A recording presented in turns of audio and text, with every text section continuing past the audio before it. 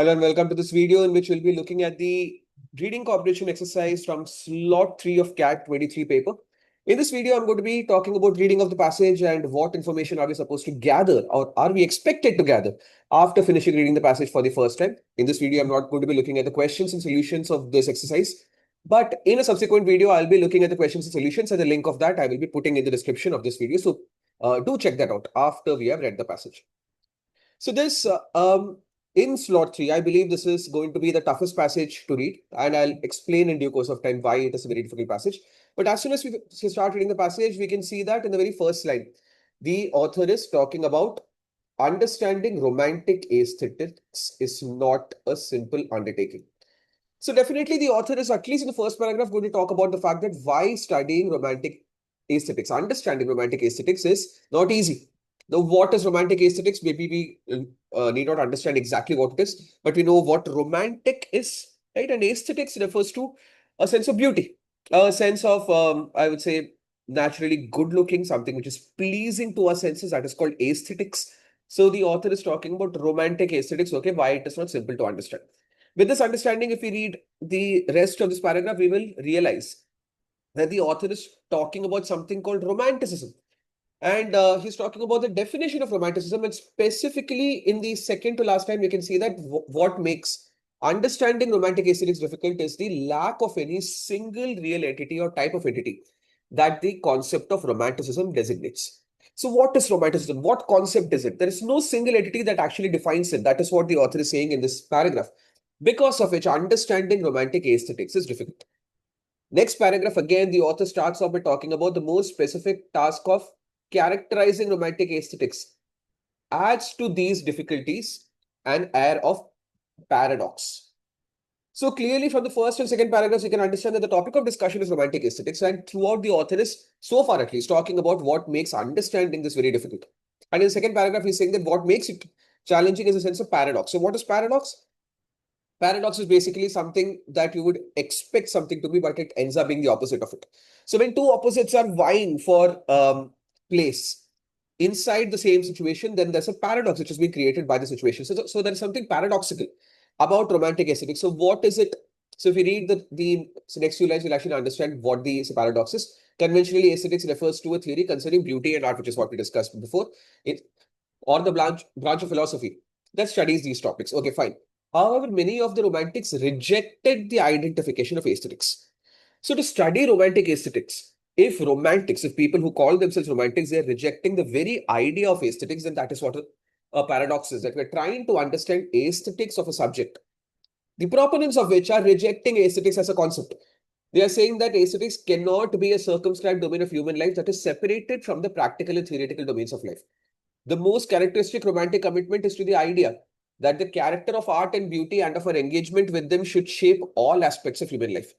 So they are saying that aesthetics is not separate. It is part of life. It is part of everything else that is present in life. So that's why rejecting aesthetics as a separate concept altogether. And which is what is being characterized in this very, very important line. It says, being fundamental to human existence, beauty and art should be a central ingredient, not only a philosophical or not only in a philosophical or artistic life, but also in the lives of ordinary men and women. So what romantics believe is that aesthetics is not separate. It is part of ordinary, everyday life in terms of men and women. Whatever we are doing, there is some kind of aesthetics in it. There's some kind of beauty in it itself. So that is why they're rejecting the concept of aesthetics as a whole. And then the author is also mentioning another challenge, which he is saying is that romantic aesthetics is not found in developed theoretical accounts, but in fragments and aphorisms and poems, which is often more elusive and suggestive than conclusive. So even when romantics talk about aesthetics, they talk about them in aphorisms, which means in short sayings. Aphorisms are sayings which have got a symbolic underlying meaning to it. Poems similarly are not literal, right? Poems are always symbolic. So they are symbolic, they're elusive, means it's very difficult to grasp exactly what that is. They're fleeting, they're elusive, and they're suggestive than conclusive. So no one says that this is what aesthetics is. They're giving us sense of a poetic understanding of aesthetics, and which we have to unpack, which might often also be open to interpretation, because the same lines of poem, the same lines of literature can mean different things to different people. And for all these reasons, the definition of aesthetics itself is not very conclusive. which is, I feel, a very similar concept that has been explained in the first paragraph, that romanticism itself, there is no singular concept of romanticism. Similarly, aesthetics for romantics is also not a singular concept that has been defined very clearly.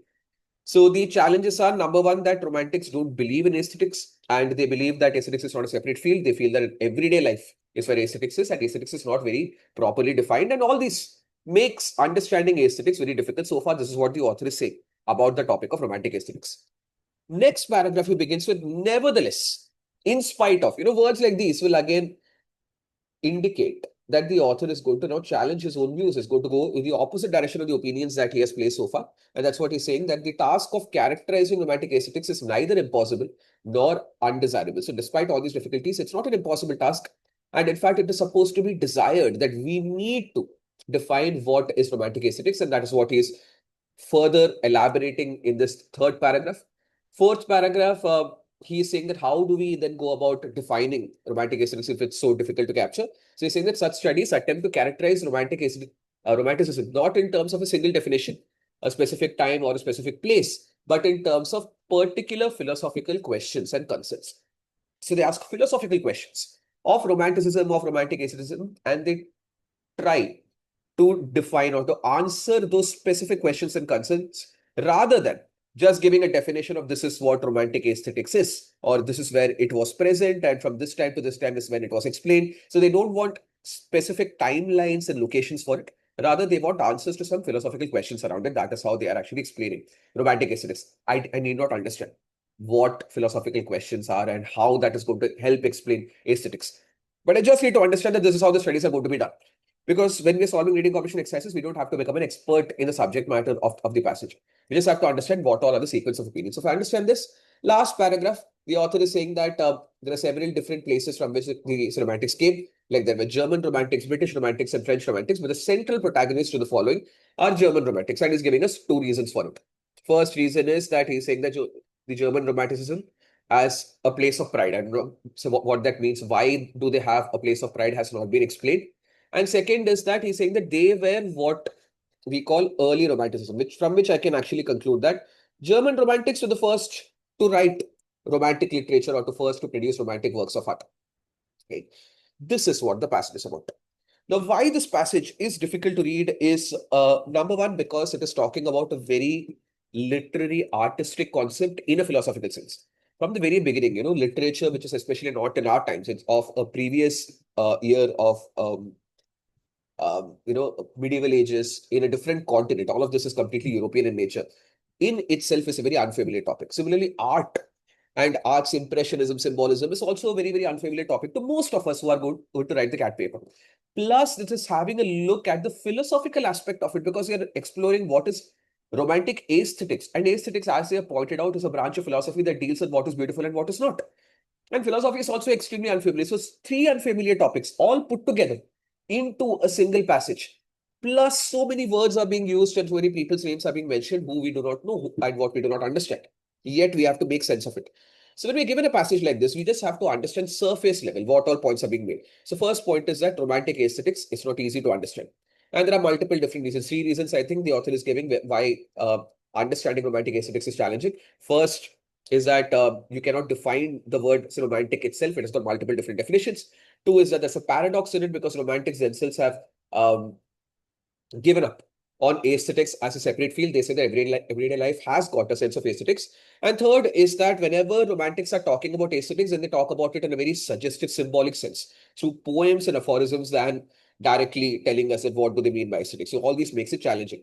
Then the author is making a point that despite all these challenges, we need to still understand romantic aesthetics, and it is possible and it is desirable to understand this. And how we are supposed to study this is not based on a singular definition or for a specific time, a specific place, but to answer philosophical questions around it. And then finally, in the last paragraph, the author is saying that German romantics are the protagonists. This is what we have to understand after finishing reading the passage. Now, a bit more about the passage. This passage is 541 words long, the longest passage of that year's CAT papers across all three slots. 541 words makes it a pretty long passage. So difficult passage plus long. Analysis is, of course, happening. Analysis of the topic of romantic aesthetics. What is it? What makes it challenging? How should we study it? All of these are being answered. So, sense of analysis. Again, an analytical passage. I think 100% of the passages of this particular slot in CAT 23 have been analytical in nature, which is not surprising, right? Because CAT papers, majority of the passages are going to be present to us a sense of analysis. This passage plus has been taken from the Stanford Encyclopedia of Philosophy. No wonder it's so difficult to read, because it's been taken from an academic work of literature. Encyclopedias are academic. We are not going to read encyclopedias as a leisure activity. It's not from a magazine. It's not from a newspaper. It's from Stanford University's Encyclopedia of Philosophy. So that's what makes a passage even more difficult. And that's why I would say ideal time to read, to take 3 minutes to read this passage, even by the 99 percentiles, even by people who are really good at reading comprehensions, especially if you're not familiar with these topics. Up to 3 minutes you can take. Acceptable time to read. This is a passage I would say you can take up to 4 minutes to read, because it's heavy in terms of vocabulary used, in terms of context not being very familiar. So you can take your time to absorb what all opinions are being presented in the passage. 4 minutes is absolutely acceptable. Overall difficulty, definitely moderate to difficult. I'm still going to say moderate to difficult because the author is not making several different points about the topic of romantic aesthetics, plus it's one singular topic that it starts with the topic of romantic aesthetics, and till the end it is about romantic aesthetics. So the author does not even flip-flop between multiple different topics. That's why it's not difficult, but still moderate to difficult because of familiarity and vocabulary issues. A few things that we can learn and understand and take away from this passage, which can be useful in understanding subsequent passages, is meanings of terms like metaphysics and epistemology. These are things that philosophy as a subject mainly explores. And what is metaphysics? Metaphysics is studying of one subject using that subject itself. So when we're trying to get a metaphysical understanding of something, then I'm using that subject to understand that subject itself. In fact, whenever we say that movies and television shows are meta, then they're self-referential. So metaphysical is, let's say that I am me, and I'm trying to understand who I am by looking within myself. So looking within the subject matter without using any kind of an external source, without asking anyone. If I'm trying to look inside myself, I'm trying to get a metaphysical understanding of myself. That's what philosophy does. Philosophy tries to understand every single topic by looking within itself and where it has actually come from and what its meaning is. Epistemology, similarly, is study of knowledge. So knowledge is different from belief system. So sometimes we can have a belief and we can verify those beliefs. That is not epistemology. Epistemology is a very philosophical way of looking at knowledge. And what is knowledge? Definition of knowledge. How do I say that I know something? Do I know something, or do I look for evidence of something? So knowledge is something that philosophy says that we know is absolutely true. So what is that knowledge which we can say is absolutely true? What we can prove using a certain piece of evidence? What we can define as a belief system? What we can define as an opinion? So understanding all of this is a sense of epistemology, which is mentioned in the last paragraph. And finally, romanticism. This is a very important literary movement in the continent of Europe in the medieval ages. You can go to the Wikipedia page and learn about what Romanticism is. Romanticism actually came up as a movement in literature specifically, where people wrote more about emotions and feelings rather than about logic and rationale. So especially around the time of Industrial Revolution, when so much of scientific progress was happening, it was very easy for art to lose out in terms of getting a connect with human beings, because everything was being machine made. Everyone was trying to make processes more efficient by using science and logic. So to maintain the flavor of life, Romanticism as a literary movement began where people started writing more about human emotions and feelings than on logic and rationale. It focused a lot on beauty, especially on natural beauty.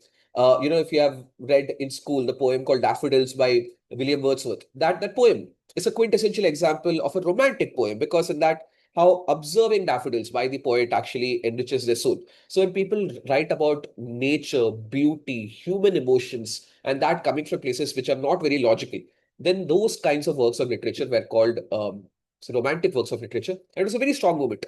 I think from 1400s till 1700s, that period is what is called the Romantic era. If we understand this much, and if we can read a bit about this movement from, say, its Wikipedia page, then I'm sure that later on, if you come across a literary passage in which Romanticism is mentioned, you can, of course, have a better sense of familiarity with it. This is what we are trying to understand from our initial read of the passage. Stay tuned for the next video, in which I'm going to be talking about the solutions of the questions of this exercise. Thank you.